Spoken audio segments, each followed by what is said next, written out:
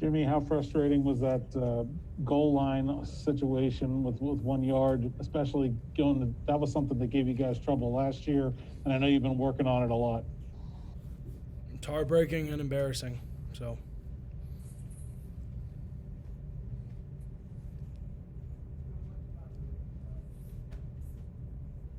Jimmy, you guys seem to get something going in the second half. You had a couple big runs from Vincent Davis. What did you think started to change the tide for the run game later as opposed to some of the struggles you guys had early on?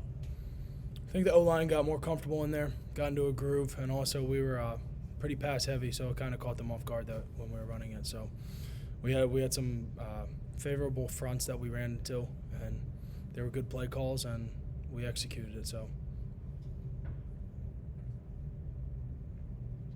Jimmy, I know Pat talked a lot about wanting to be a little bit more balanced this year than last year, but a lot of times today, Kenny was the most effective runner that you guys had on the field. Why has the running game not been able to sort of get any sort of consistency going?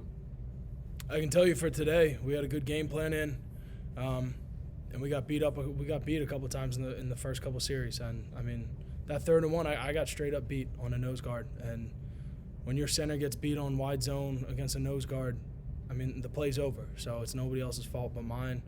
I'm responsible for the O-line. We take responsibility for the run game, and, when you can't run the ball effectively in the first couple of series, your coordinator loses confidence in the offensive line, and I don't blame him one bit.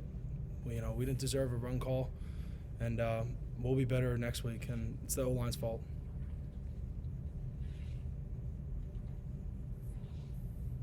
Jimmy, it looked like tensions were pretty high after the game there from some of the players.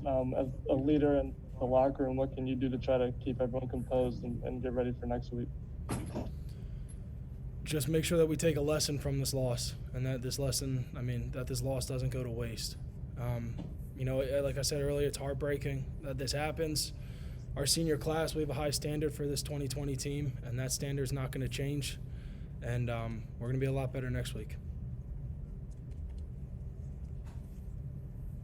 Any final questions for Jimmy?